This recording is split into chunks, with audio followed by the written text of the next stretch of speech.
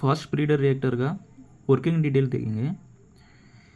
सो इसमें न्यूट्रॉन का स्पीड है ना वो बहुत फास्ट है, कंट्रोल नहीं है। इसका कारण इसका नेम फास्ट ब्रीडर रिएक्टर आया।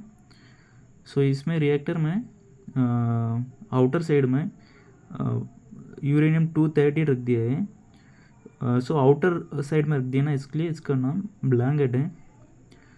सो इनर साइड का नेम कोर है, इसमें यूरेनियम 235 रख दिया है।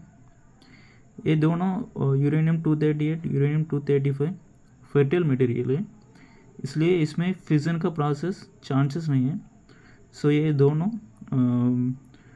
फिजिकल मटेरियल का चेंज करना पड़ेगा, इसलिए हम स्पार्क अंदर देना पड़ेगा। स्पार्क देगा तो ये दोनों फिजिकल मटेरियल का चेंज हो जाएगा। सो ये फिजिकल मटेरियल में ऑटोमेटिकली हमका फिजन प्रोसेस कंटिन्यू हो जाएगा। ये फिजन प्रोसेस में ज़्यादा हीट आएगा, फिर भी न्यूरॉन भी ज़्यादा आएगा। सो इसलिए इसमें हम न्यूट्रॉन का स्पीड बहुत ज़्यादा है, क्योंकि हम इसमें मॉडरेटर यूज़ नहीं किया है। सो मॉडरेटर नहीं यूज़ किया तो न्यूट्रॉन का स्पीड ज़्यादा कम नहीं हो जाएगा, फिर भी हम कंट्रोल रॉड यूज़ कर रहे हैं, इसलिए न्यूट्रॉन का स्पीड थोड़ा कम हो जाएगा। सो इसमें हम सोडियम यूज़ कर रहे हैं कूलेंट का वजह से।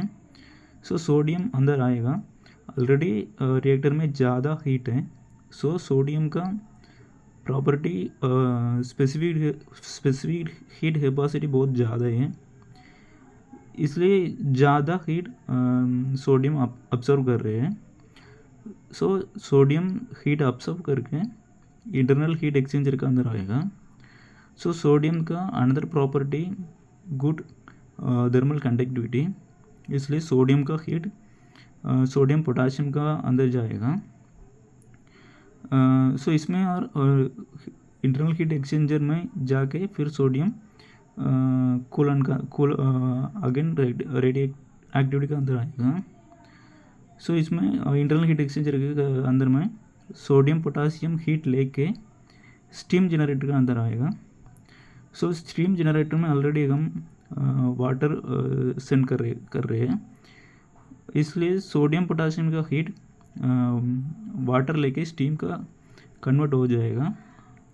वो स्टीम है ना टर्बाइन का अंदर आएगा, इसलिए स्टीम का स्पीड ऑलरेडी ज़्यादा है। सो टर्बाइन का प्लेट रोटेट हो जाएगा। सो टर्बाइन ऑलरेडी कनेक्टेड जनरेटर में। सो कपलिंग रोटेट हो जाएगा, जनरेटर भी रोटेट हो जाएगा। सो इलेक्ट्रिसिटी इजीली प्रोड्यूस हो जाएगा। सो टर्बाइन से स्टीम कंडेंसर का अंदर आएगा। कंडेंसर में स्टीम वाटर का कन्वर्ट कर रहे हैं। सो वाटर का कन्वर्ट करके फीड पंप से जनरेट का अंदर अगेन सेंड कर रहे हैं। सो इसमें क्यों कंडेंसर यूज़ कर रहे हैं ना, स्टीम कंपलसरी वाटर का चेंज करना पड़ेगा, क्योंकि स्टीम जनरेटर में ज़्यादा हीट अब्सर्व करेगा, बट वाटर ज़्यादा अब्सर्व करेगा, बट स्टीम उतना हीट नहीं अब्सर्व करेगा। सो हम कंपलसरी स्टीम से वाटर चेंज करना पड़ेगा। फिर इधर में क्यों फीड पंप यूज़ कर रहे हैं ना, हम कंपलसरी वाटर का प्रेशर इंक्रीज़ करना पड़ेगा। सो वाटर का प्रेशर इंक्रीज़ करेगा तो वाटर इजीली हीट अब्सर्व करेगा। सो फीड पंप यूज़ कर रहे हैं। सो इसलिए हम इंटरनल हीट एक्सचेंजर भी यूज़ कर रहे हैं, स्टीम जनरेटर भी यूज़ कर रहे हैं, क्योंकि पहले सोडियम में न्यूट्रॉन भी अब्सर्व करके आएगा। सोडियम उतना न्यूट्रॉन अब्सर्व नहीं करेगा, फिर भी थोड़ा न्यूट्रॉन अब्सर्व करेगा। सो ये न्यूट्रॉन डायरेक्टली स्टीम जनरेटर का अंदर आएगा तो न्यूट्रॉन टर्बाइन का अंदर जाएगा, कंडेंसर का अंदर जाएगा। सो ज़्यादा रेडियो एक्टिविटी का प्रॉब्लम हो जाएगा, इसलिए सोडियम का अगेन सोडियम पोटासियम भी यूज़ कर रहे हैं। सो ये फास्ट ब्रीडर रिएक्टर का वर्किंग डिटेल है।